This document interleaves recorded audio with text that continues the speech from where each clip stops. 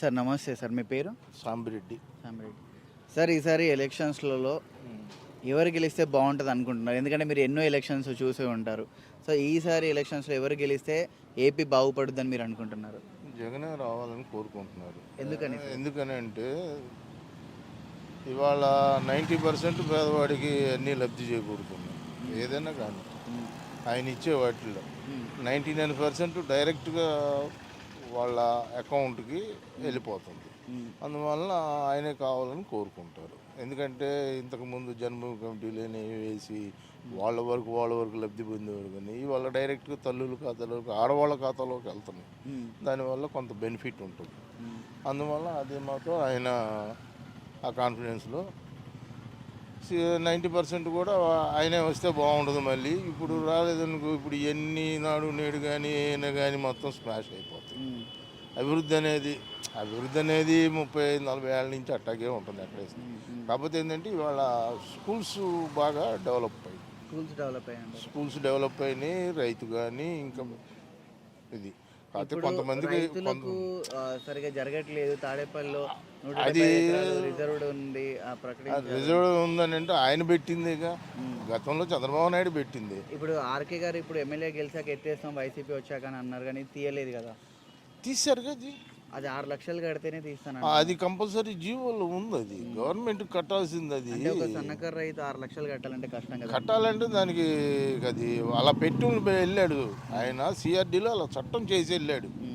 ఒకవేళ తీసేసినా గవర్నమెంట్ ఏదైనా మారి తీసేసినా కంపల్సరీ కాంప్రమైజేషన్ ఇదనేది కట్టాలనేది పెట్టారు. ఉమ్. దానికి ఎవరైనా మరి తప్పదు. నెక్స్ట్ ఏదైనా వస్తే ఏదైనా తగ్గిటాకి ఏదైనా ఛాన్సెస్ ఉంటాయో అనేది ఆశాభావంతో రైతులు కూడా ఉన్నారు. ఉమ్. ఇప్పుడు ఇక్కడ ఉన్న పిల్లలందరూ కూడా చదువుకున్న వాళ్ళకి ఫ్యాక్టరీలు కానీ లేకుంటే వేరే ఉద్యోగ అవకాశాలు కూడా లేకుండా పక్క రాష్ట్రాలకు హైదరాబాద్కో లేకుంటే ఇంకెక్కడికి వెళ్ళాల్సిన ప్రయత్నం జరుగుతుంది. సో మన దగ్గర డెవలప్మెంట్ జరగట్లేదు, ఓన్లీ స్కీమ్స్ బటన్ నొక్కడమే జరుగుతుంది అంటున్నారు. స్కీమ్స్ బటన్ నొక్కడమే అంటే దాంట్లో ఒకటి ఉంది.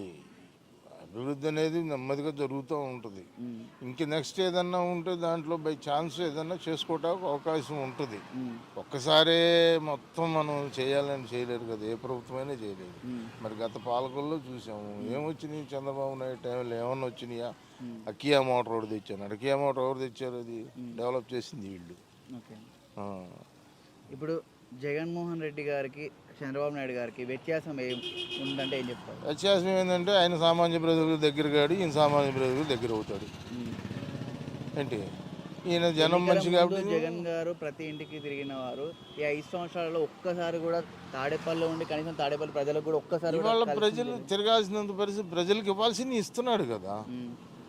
ఏదన్నా ఉంటే రాని వాళ్ళు కూడా ఏదైనా ఉంటే పెట్టుకుంటున్నాడు, డైరెక్ట్గా వెళ్ళండి అంటున్నాడు. తిరగలేదు చేయలేదు అంటే పద్దాకా జనంలో ఇప్పుడు తల్లిదండ్రుల ఇంట్లో ఉన్నప్పుడు నలుగురిని ఉండలేరు కదా, 4 చోట్లకి వెళ్ళి సంపాదించుకుంటూ ఉంటారు. ఏదో పండగకి ఇది పోతారు. ఎలక్షన్ చూసినప్పుడు కంపల్సరీ పెడుతున్నాడు కదా. 25 నుంచి రేపు స్టార్ట్ చేస్తున్నాడు కార్యకర్తలతో మీటింగు.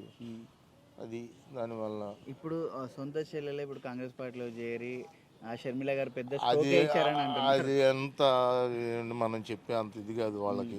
వాళ్ళకు ఇప్పుడు 16 నెలలు జైల్లో పెట్టినాను, అదే కాంగ్రెస్ పార్టీ రాష్ట్రాన్ని జైలు కొట్టినాను. ఆమె వెళ్ళి నేను తెలంగాణ పెట్టిన తెలంగాణ ఏమైంది పార్టీ పరిస్థితి? ముట్టి ముంచేసి వెళ్ళిపోయి తీసుకెళ్ళి అక్కడ విలీనం చేసింది.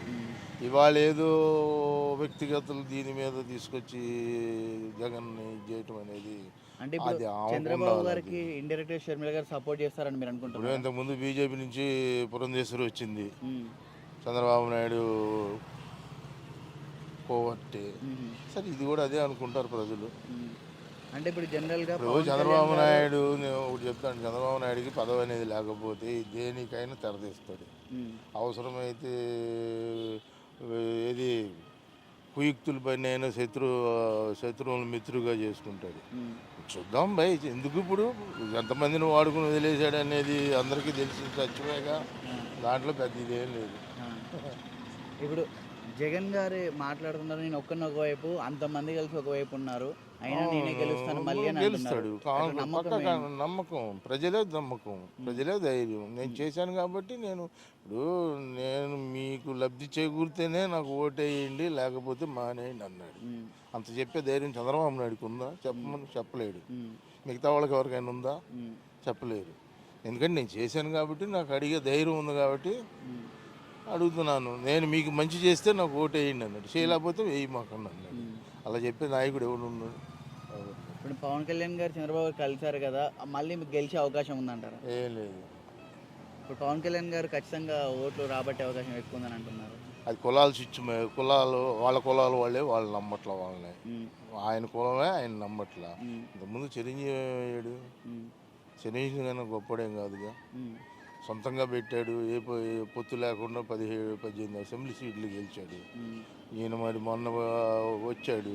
ఉమ్, మొన్నటిదాకా తిట్టుకొని కొట్టుకొని నా కుటుంబాన్ని తిట్టారన్న ఆయనే ఇవాళ వెళ్ళి షేక్ హ్యాండ్లు ఇచ్చుకొని మద్దతు చెప్పుకుంటున్నాడు. ప్రజలు పిచ్చోళ్ళు కాదుగా. ఉమ్, ప్రజలు ఒక మైండ్లో ఫిక్స్ అయిపోయి ఉంటారు. ఇప్పుడు ఆ. 6 నెలల క్రితం ఓటర్ అయిన వాడు ఫిక్స్ అయిపోతాడు. అంటే ఒకవేళ టీడీపీ పార్టీ గెలిస్తే పవన్ కళ్యాణ్ గారికి సీఎం ఇచ్చే అవకాశం ఉంటుంది అంటారు అసలు? అది అసలు చంద్రబాబు నాయుడు పదవి లేకపోతే లేదంటే మళ్ళీ ఆయనకి ఎట్టిస్తాడు? చెబుతున్నారుగా డిబేట్లు మీ మీడియా పవర్ షేరింగ్ మీ మీడియాలో. పవర్ స్టీరింగ్ ఏం లేదు. ఊరికే ఏంటంటే ఉమ్, బొమ్మ కావాలి వాడుకుంటున్నాడు. ఉమ్. వాడుకున్న తర్వాత పక్కన పెడతాడు. అది జరిగేది. అది భలే అయిపోయేది. అది ఇప్పుడు జూనియర్ ఎన్టీఆర్ గారిని కూడా మన బాలయ్య బాబు గారు ఫ్లెక్సీలు తీపిచ్చారు. ఇప్పుడు ఒకటండి, ఫ్లెక్సీలు తీపిచ్చారు. అదంతా వాళ్ళ రాజకీయ. అది మామ అల్లుళ్ళు. నా అల్లుడే వారసుడు అని అంటున్నాడు లోకేష్ బాబు గారు లోకేష్ బాబు. అసలు వారసుడు కళ్యాణ్, ఎన్టీఆర్ జూనియర్ ఎన్టీఆర్. సరే అవన్నీ వాళ్ళ వ్యక్తిగత విషయాలు అవన్నీ వచ్చి రాష్ట్రంలో ముందు రేపు జరిగేది ఏదైనా వైనాట్ 175 గ్యారంటీ. అంటే ఆయన కాన్ఫిడెన్స్లో ఉన్నాడు 175 అని. సరే అంత అనేది ఇది ప్రజలు నిర్ణయించేది, నువ్వు నేను నిర్ణయించేది కాదు. ఇక్కడ పంట నష్టం వస్తే కూడా ఇప్పుడు ఆర్కే గారిని గెలిపించినందుకు పంట నష్టం వస్తే కూడా కనీసం పట్టించుకోలేదు. రాసుకొని అయితే పోయారు తప్ప అరటి తోట పడ్డప్పుడు ఇంత కౌంటే ఉండాలి, ఆయన కౌంట్ ఉన్న వాళ్ళకి కూడా రాలేదు అని చెప్పేసి అంటున్నారు. అదేం లేదు. ఇప్పుడు ఆయన రైతే, వాళ్ళకి పంట నష్టం ఎంత వచ్చిందో వాళ్ళకి తెలుసు. పక్కనే ఉన్నాడుగా, మీరు అడగవచ్చు. పంట నష్టం వచ్చింది రాలేదనేది అది ఇంకా దానికి ఏం పశువుకి కూడా వచ్చింది. అంటే రైతులకైతే జగన్ గారి ప్రభుత్వంలో మంచి జరుగుతుంది. కానీ మరి మీరు చెప్పండి, ఇప్పుడు ఆంధ్రప్రదేశ్ క్యాపిటల్ అంటే ఎటు చూడాలి? ఇప్పుడు అమరావతి లేదు సరిగా, ఇప్పుడు అది వైజాగ్ లేదు, ఇటు అమరావతి అభివృద్ధి జరగలేదని అంటున్నారు. ఎవరు స్వలాభం కోసం పెట్టుకున్నారు అమరావతి? ఎవరు స్వలాభం? రైతులే స్వచ్ఛందంగా ఇచ్చారని. రైతులు స్వచ్ఛందంగా ఇస్తే ఇవాళ మరి కోర్టులో వేయటం ఎందుకు? ఇవాళ పేదవాడికి అక్కడ ఉండకూడదని వాళ్ళే చెప్తున్నారు. సుప్రీంకోర్టులో కేసులు వేసి మరి మొన్న 15 లక్షలు మంది పట్టాలు 26 పట్టాలు ఇచ్చారు.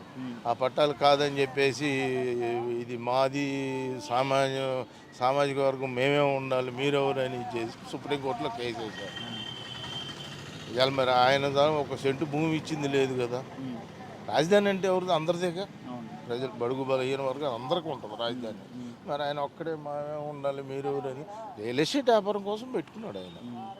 ఇవాళ 29 గ్రామాలు రియల్ ఎస్టేట్ వ్యాపారం కోసం పెట్టుకున్నాడు. మరి ఒకవేళ అలా అయినా కాకుండా కూడా ఒక రాజధాని అయితే ఖచ్చితంగా మనకు కరెక్ట్గా డెవలప్మెంట్ అవ్వాలి కదండి. అట్లయినా కూడా డెవలప్మెంట్ అవ్వాలంటే మీరు గతంలో చూడండి, అసెంబ్లీలో ఏం చెప్పాడు? గవర్నమెంట్ ల్యాండ్ ఉంటే 5,000 ఎకరం అయినా 10,000 ఎకరం అయినా ఓకే అన్నాడు. అవునా? దానికి వాళ్ళు ఏం చేశారు?